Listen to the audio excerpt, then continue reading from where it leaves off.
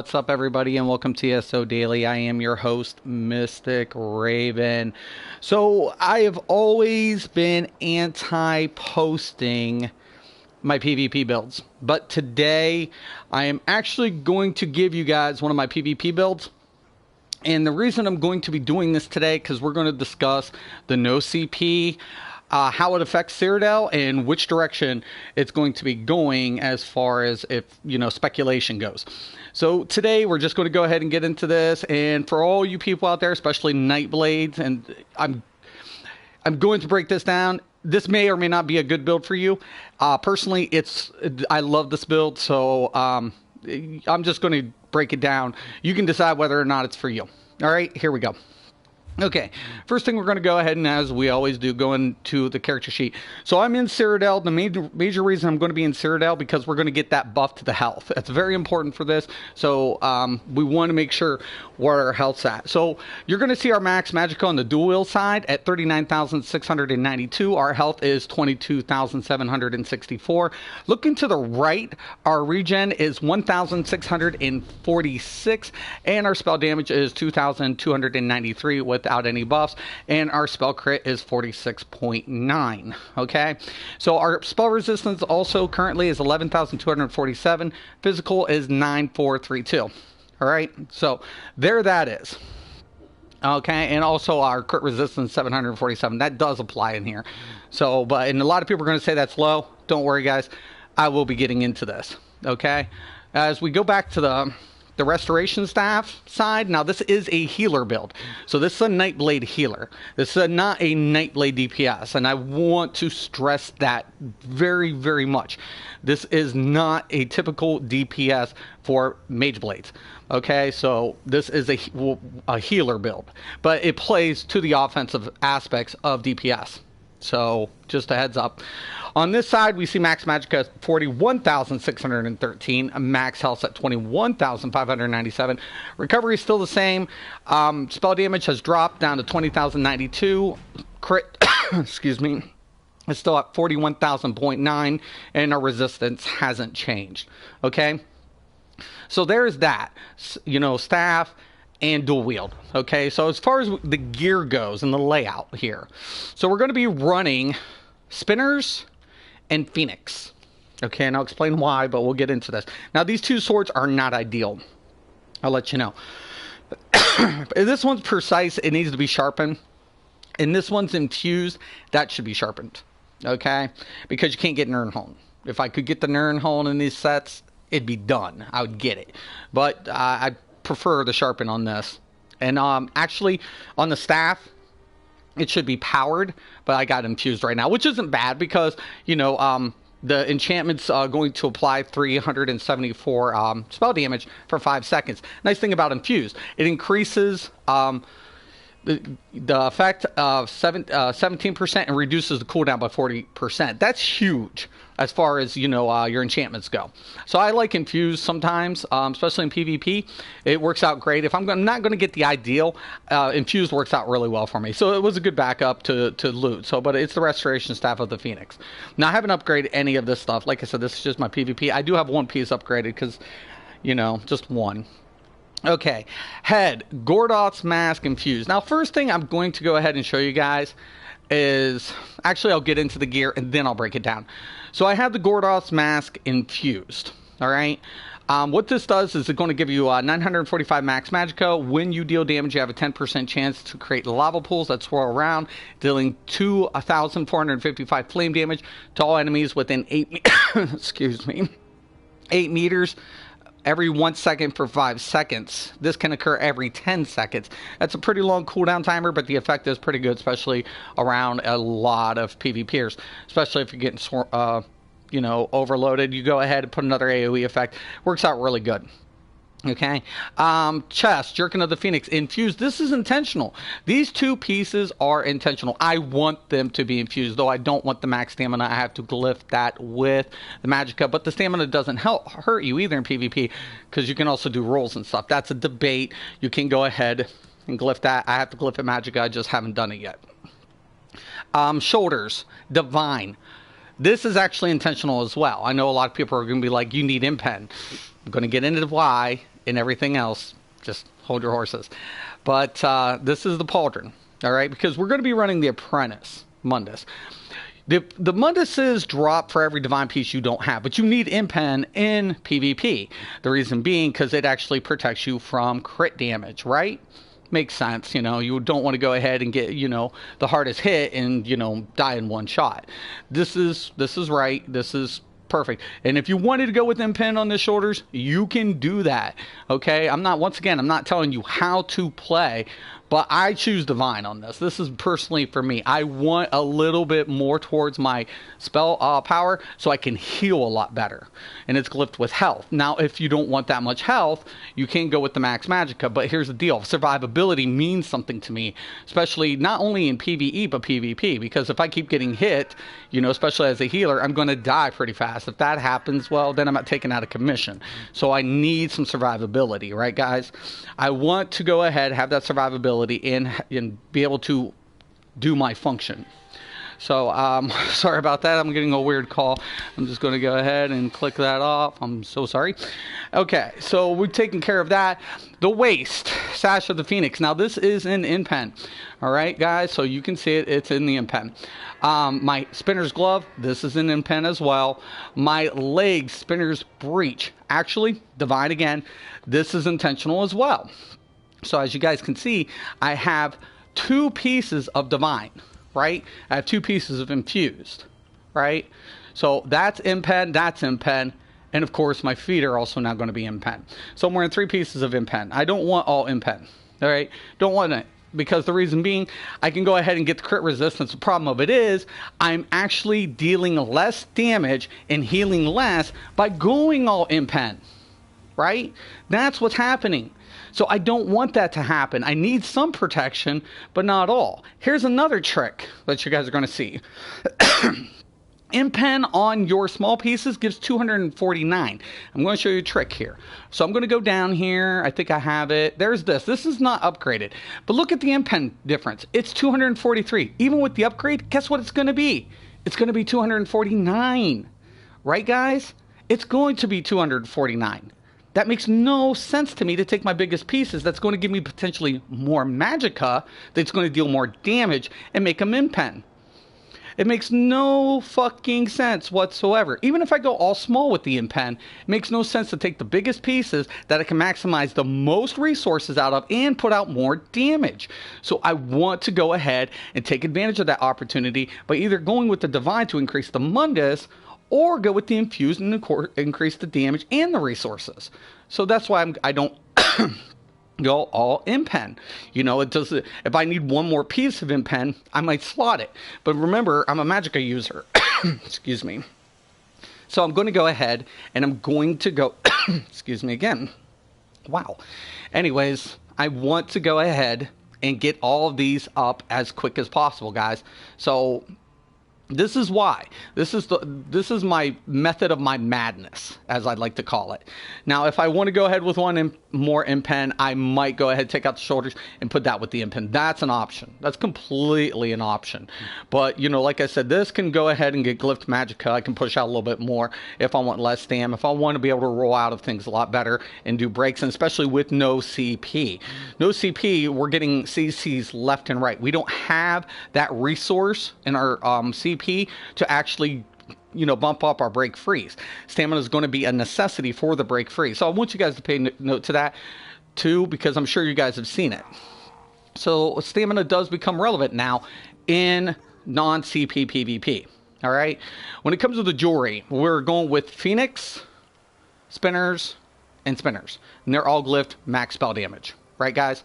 So that's how I have that set up, because once again, spell damage is going to increase my healing capabilities and my damage output.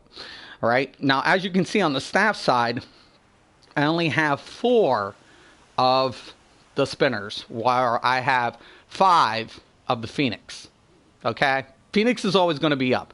So when I switch out, now I have 5 of the Phoenix, and then I have 5 of the spinners. And once again, I'll go ahead and break that down for you guys in, you know, my method of madness is what it is. All right. So when we take a look at the skills here. Okay. First, I'm going to go off to the heal bar. This is very important for me. I am a vampire. All right, so Dawnbreaker sucks for me bad. It sucks. I mean, I hate it. I hate Dawnbreaker. Ugh, that's probably the worst. You can hit me with every fucking ultimate in PvP, but Dawnbreaker for me is just the worst. That's probably the thing that fucking kills me the most. Worse than freaking Wrecking Blow or some other crap. But, yeah, there's no immunity to it. If you know if somebody's a vampire and you're a Stam, hit them with the friggin', you know, Dawnbreaker. They're dead. I'm dead. It always happens. So it is what it is. I try to keep out of their distance, but, you know, if they hit the gap closer, hit me with the Dawnbreaker, it's usually over with. So, anyways, there it is. Healing Ward. Okay, this is my bread and butter for most of my healers, especially in PvP, because guess what? Sharpen don't mean shit. It won't do a fucking thing against my Healing Ward. You can run as much friggin' penetration as you want. It's not going to get through my ward. It's just not. Period. It's over with. You know, that Sharpen does not penetrate the wards, man. So as soon as I hit my Healing Ward, you can go ahead and hit me all you want. It's not going to penetrate it. Done. Over with. Now, if you had weapon damage up, that does go through. That does cut through. So, say if you were wearing a crafted set and you use the Nernhold friggin' weapons, I'm still going to take damage, right? I'm not going to take it from penetration, though. It's going to be straight base damage and weapon damage. That's what's going to cut through the ward, not penetration. So, Sharpen ain't going to do shit. But if you guys have stacked weapon damage and hit me while I got the ward up, well, I'm kind of fucked. All right? So, there it is. So pen don't mean shit with the ward. It's my bread and butter in PvP, especially when I'm healing other allies and trying to get them up in things. I hit them with the ward. That pen, I see your comment. I can't read it, but it is what it is. It is what it is. Healing Ward. This is my bread and butter. So it's done, over with.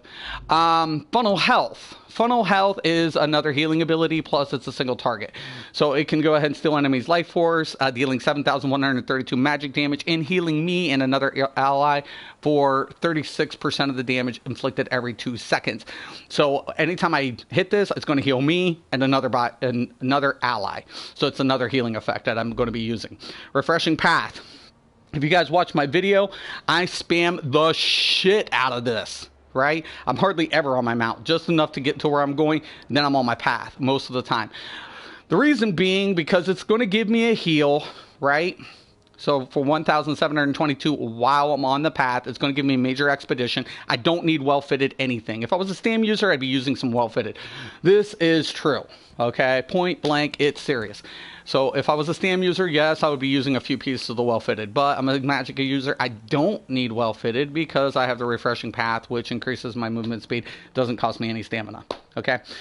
And then on top of it, another reason I'm always spamming the shit out of this is because I'm going to get Shadow Barrier. Casting a Shadow ability is going to grant me Major Resolve and Major Ward for 4 seconds, increasing my physical and spell resistance by 5,280. So I only got 25% bonus because I only got one heavy. But while I'm on that path and I keep casting it, that resistance is applied. That's a big lifesaver for me, especially since I'm a Nightblade healer and I'm up in people's faces in the combat. Makes a lot of sense. Okay, so over here we're going to have our Sap Essence. This is my builder. I'll hit this on the single target. It's going to increase my spell damage by 20%, increasing all of my damaging effects and heals. And then I'm going to get, I'll get on that later. But that's my builder. Okay, plain and simple. Plus, it's got a healing effect. So these are all heals, and these three are heal and damaging effects, right? And of course, we have Devouring Swarm because we have a shitload of Zergs, guys.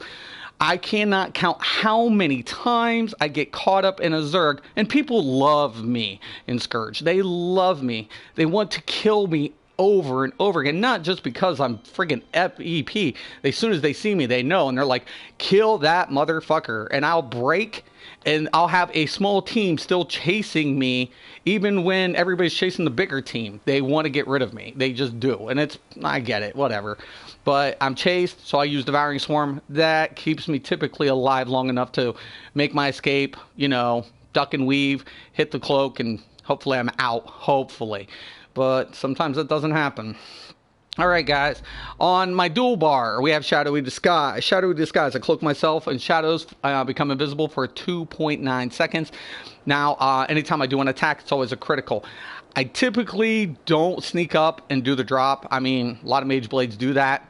This for me is just an offensive, cloak and daggers type game style, guerrilla tactics. So people are going ahead, they're throwing up sieges, small incursion. There's like 3 or 4 of them. I can go ahead and deal with that. First thing I'm going to go ahead and do, I'm going to hit the shadow.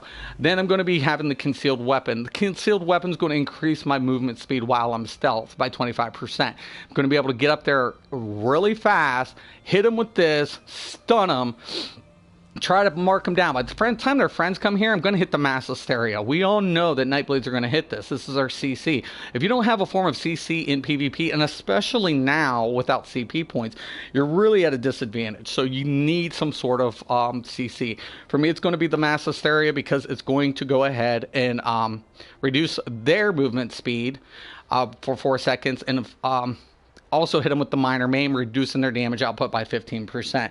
Most of the time, I'll be honest though, minor maim don't mean shit to a good stand build. It don't. I can hit them with this, they break, they come in, they might get that reduction, but if they get that wrecking blow and that, execute, I'm pretty screwed. Oh, I mean, even on the Dawnbreaker, just, it is what it is. So, but I mean, it helps definitely. I'm not going to complain about it, but I use it definitely for CC tactic. Okay, now here's Lotus Fan. Now a lot of people are going to wonder why I use Lotus Fan if I'm a healer. I use Gordoth's set. When this procs, I want to be up in people's shit. So I'll go ahead, it'll proc. I'll hit the Lotus Fan, I'll switch out, and then I'll hit the Swarms. I got 2 different AoE effects on top of my path, and then I'll start sapping them. So it takes a Zerg down pretty quick, especially if I have another backup healer behind me. So I have a lot of AoE effects dropping, and it is what it is. I can usually survive most incursions that way, most of them. Also, we have the Shooting Star. It's on this bar and not my other bar. The reason being because I'm going to get the spinners, everything maxed out. I want to go ahead and take advantage of all the max Magicka, and I'm going to hit them with the Shooting Star on this bar. I want the bats on this one. It's kind of my defensive tactic, so I'll have the Shooting Star on this bar. Okay, you can switch it out if you want. That's personal preference. It is what it is. All right, guys, so that's pretty much the build, the stats, and then see, of course, I would go over CP, but it ain't going to mean a shit because we have no CP. All right, so that's pretty much the build, right, guys? And a lot of people are going to ask, what about the Phoenix? I mean, the Phoenix is like 10 minutes, Mystic. I mean, that makes no sense. It's crazy. Why would you use the Phoenix? I'm a Nightblade healer, guys, right? I'm always healing. I don't typically die a lot on 1v1s unless some person gets me on a jump. They're stealth. They hit me. They get that nice big fat boost to their damage, and next thing you know, I can die. It can happen. It does. But most of the time, I can out survive 1v1s most of the time. It is what it is. I mean, am I pushing out a lot more DPS than some people? Well, it's not set up designed like that, but I have survivability. I can, wean them down and stuff, use the rest of the staff to go ahead and keep me healed as well. So it has a lot of advantages to play that type of play style. But the Phoenix allows me, when I'm in a large group and a Zerg's coming, it gives me the opportunity to know when I can die. So because for every 10 minutes, I'm going to be able to use this effect. Now keep in mind what I'm doing here. I'm hitting the bats, I'm hitting Lotus Fan, and I'm hitting Gordoth. If I get everything perfect, I can afford to die. Because what it does is while the damage is occurring, I'm going to explode. Right? For 10,434 flame damage. It's not a lot, but I'm going to be immune to a certain effects, and I'm going to get healed for 24,000. What this does, guys, it drops a little bomb on the group. So it works out perfect for me. Every 10 minutes, I can afford to die. And I'm not really going to die. I'm just going to go ahead, boom, blow up in their face, and, it is what it is. Most of the times, every time I've ran the Phoenix before, it never really worked out well, because what I don't do is run crit. Everybody's wearing impen. The last thing I want to do is actually put into my crit. I don't want any crit. I want all base damage because everybody's wearing impen. It makes no sense because the higher my base damage is, the least I have to worry about is my crit damage. The only thing I want to do is hit harder and heal harder. So no crit sets, None. Zero. I will never, ever, ever, and I will tell you guys this, and I hope you guys are taking notes, ever wear a crit set in Cyrodiil. It'll never happen. I'm always going to increase the base damage, guys. It's always going to happen because the base damage is going to be primary, even against wards or effects that don't affect your penetration. So this is why, a lot of people are like, well, you should be running this or that. Well, if it's a crit set, I don't want it. Typically, I don't want crit. I want all base. All right, so that's the way it is. That's how we go. And that's pretty much it. Now, this is the reason I'm going to be giving out this build. We got 3 months and Morrowind's out. This ain't going to mean shit in 3 months. Right, guys? Might as well give it out. A couple people might find it useful. Kind of whatever. My PvP is pretty hardcore most of the time. I play to my role. I try to keep to my effect. I can't see your comment, but whatever. I try to keep to what I'm doing in my role. So this is a healer. I know it's a healer. A lot of people are like, well, Nightblades can't heal. They're on crack. They're on fucking crack. If you watch my video, my PvP highlight video, it is what it is. That's what I do. I'm healing in Cyrodiil. So I always state of the healing factor. I'm a close quarter combat healer, right? So I try to build around that and my strengths and my weaknesses for my class and my build. With Battlegrounds coming out, everything's going to change, right? None of this is going to be relevant. None of it. It's almost like it's a whole different scenario. They're going to come out with new PvP sets, and this is another reason we're looking at no CP, and this is why I'm going to discuss this. This is why we see no CP in Cyrodiil at the moment. Right, guys? The reason being, because that's what Battlegrounds are going to be. No CP. Even if they bring CP, hypothetically speaking, even if they bring CP back to Cyrodiil, which I'm not saying they will or they won't, but hypothetically if they do, Battlegrounds are going to be no CP. Most likely. Why? It has to be competitive. Now, I kind of speculated that they probably could have 2 different queue systems. One CP queue, one non-CP queue. And that could work.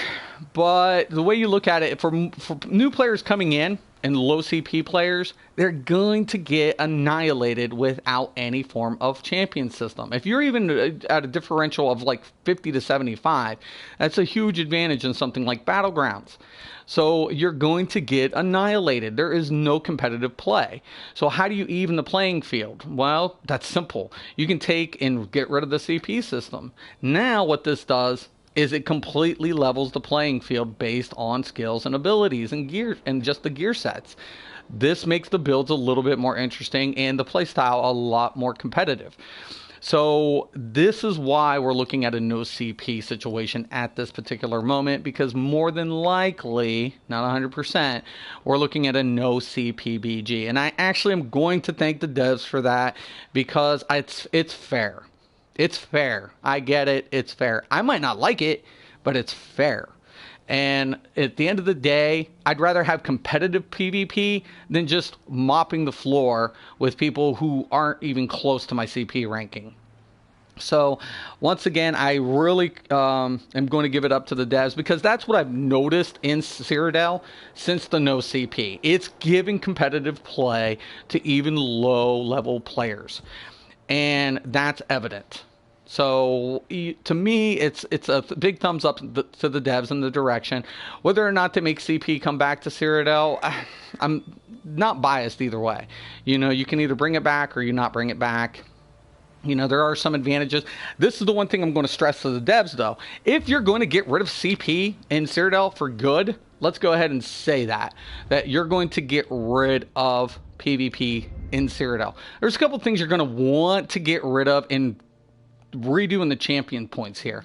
As far as resistance, this is going to mean jack shit now for the CP. Nothing. Zero. It's not going to mean anything. So, devs, replace this with something else. If we're going to be no CP, PvP. Get rid of it. Just put something else in there instead for PvE. If this is going to be strictly PvE, you know, where the CPs are aligned to, then get rid of resistance. Shit like that. Also, another ability I'm not going to want to see is Befoul. Unless there's a mechanic that actually I'm going to need to reduce the healing abilities, this is mainly a PvP ability. I use this on my Stam Nightblade because it deals disease damage. It works out great for PvP. PvE, not so much. Not so much, guys. So there are a couple of abilities here that you can afford to get rid of. You know, a couple of, you know, point placements. So I'm just going to say that. You know, there's a couple of ones that you don't need anymore because we have no CP to PvP. So, but yeah, guys, it's going to be interesting here. And, you know, the only thing I'm going to go ahead and tell you guys, so it also has been also announced that they are not... They're not going to be rewarding people. You'll get points for kills. This is true, but you're actually going to get a lot more points for like flag carries, dominance. Okay, and let me go over all this. Okay, so capture the flag. Pretty fucking basic, guys. All right. So this is the whole deal. When you're going to go ahead and capture the flag, if you carry the flag and you get it to the base, you're going to get a lot more points than kill ratio. You're going to get a lot more points on win than anything else. So if your team wins, you're going to get more points, but you're going to get more points for every, you know, aspect of the game that you're trying to, your objectives. You're going to get more points towards your objectives. Now, here's the deal. For any Stam user, now I know what you guys are thinking here, and I'm going to give you a fair fucking warning. You're thinking, oh, you know, I can go ahead, Stam user, carry the flag, they'll get a, you know, movement speed, will hit the well-fitted. No. You know, one time when I did, I played Rift and I PvP'd a lot, and I was a rogue, right? And I was a rogue on purpose in certain battlegrounds. Because why? Because movement speed made a huge fucking difference, right? I mean, literally, I mean, I could go ahead and do what we call, you know, a teleport assault. Boom, I flash in, you know, all of a sudden hit them, stun them, and I get a movement speed buff for doing that. So all of a sudden, poof, poof, and I get movement speed. Bard, I was able to also equip my Bard speed, hit my horn, get my speed buff from my Bard abilities on my rogue. So I was able to run the flag without anybody touching me, right? And it was slick as hell. Till the devs kind of like, people were complaining about it, like, we can't even catch him. There's no even, and all of a sudden what they did was put a hindrance when you grab the flag. So it, like, literally, it does certain effects wouldn't be even applicable anymore, because it kind of just kept you at an even pace where people could catch up with you. It made it fair, I guess you'd say. And I'll guarantee you, Elder Scrolls, if they don't do it at launch, they will. You guys want to pay attention to that. They will. They will. It sucks. It sucks. Because I used to exploit the hell out of that for flag carries. And every time I'm in a battleground, they will always nerf the flag or make it to the point when you're carrying it, there's some sort of restriction for movement speed. So just get used to it, guys. That's just the way it is. Okay, when we're talking about dominance, or, you know, as I like to call it, like, so, okay, we used to have a Arathi Basin in WoW, right? If you're familiar with WoW, you're familiar with the Arathi Basin. So it has these nodes, right? Or these control points. And you have to maintain that control point. So a lot of people like to play the Zerg technique. That's not going to help you against smart players, because what rogues are really good for is in those type of situations. What they'll do is they'll cloak in, they'll wait for the cap, wait for the Zerg to move on. As soon as the Zerg moves on, the rogue goes ahead, caps it, and then we'll do what we call a stationary guard. Right? So what they'll do is they'll stay stealth or cloak near the flag location, because they'll usually send one person back knowing it's a rogue to try to recap it. Problem of it is the rogues can do stun locks. They can go ahead and lock them down, clean them up. And that's what's going to happen here, guys, to the smart, you know, Nightblades. The smart Nightblades are going to play that tactic. If you don't guard your flags, you're going to lose. You need at least one person trying to, you know, keep the guard on the flag and play tactical. Zerging will get you some wins, it will, but majority of the time against smart players, they will know that tactic and they will find a way around it, especially Nightblades. Nightblades are going to be really good at that. So keep that in mind, guys. That's just the way it is. Nightblades are going to be really good at, you know, maintaining, capture as much as possible and maintaining the guard system. So tanks. Also, let's go over tanks here. I'm going to say this one. I know this is going to be out there. I'm giving you guys all my little secrets today. But if you're going to be a tank in Battlegrounds, guess what you're going to want to be? You're going to want to be a Nord. You are, because a lot of people are going to be rolling Warden. And they're going to be dealing frost damage. Well, guess who gets resistance to frost damage? Nords. So that's the deal, guys. So if you're going to want to do a hybrid, and you're going to do a hybrid tank most of the time, you're not going to go full bloated tank. The reason being, you need some sort of functionality in Battlegrounds. Battlegrounds don't have a place for a full-blown tank, but hybrid tanks make really good PvPers. Why? Because especially when you're taking a look at deathmatch, they are one of the hardest people to kill. So they'll go ahead. If I was playing team deathmatch in a battleground, what I typically do is shoot for the healer first. That's my target. It's never going to be anybody up in the front line because the healer's always going to play to the back. So first thing I'm going to go ahead and do is spot the healer, and we're going to take the healer out always. That's always our main objective. When the healer falls, everybody else falls. You don't want to go to the tank next. Usually, if you're in a small group and they're staying organized, especially with 4v4v4, you're going to have what we call a one person out and a three people on objective. One person out is usually going ahead and tying up anything that needs to be done on the loose end, making sure any points aren't being taken, whether it's guarding the flag, whether it's going ahead and going recap anything. So it's one person out.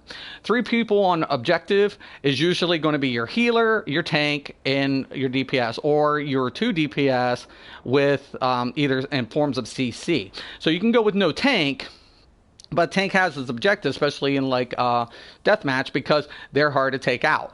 They really are, especially if they can go ahead and keep killing people. Not killing people, but they can't be killed. So all of a sudden, take a Templar tank. They got heals, they got mitigation, blah, blah, blah, blah, blah, blah, blah. It's going to be like the nightmare, the bane nightmare of your existence. It's going to take everything your team can muster to bring down this tank. So, in Nords against Wardens, especially Magicka Wardens, is going to have an advantage because they're going to reduce that damage. All right? Plus, they're going to get that healing, to their health and stuff. But that's pretty much about it, guys. I just wanted to cover this, kind of put it out there. Here it is, I said I'd never do it, but I did it. I gave you guys a PvP build. Some people might not like it.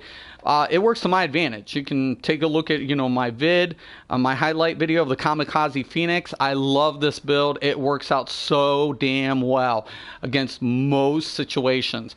And I really do like healing, especially in PvP. It has its advantages. And for the Nightblade, I have, tactical offense and defense. So once again, guys, there it is. I hope you enjoyed the video. I hope you guys took some notes, especially on upcoming Battlegrounds. Once again, you don't have to take my advice, but there it is, guys. I hope you enjoyed the video. And once again, and always, have a nice day.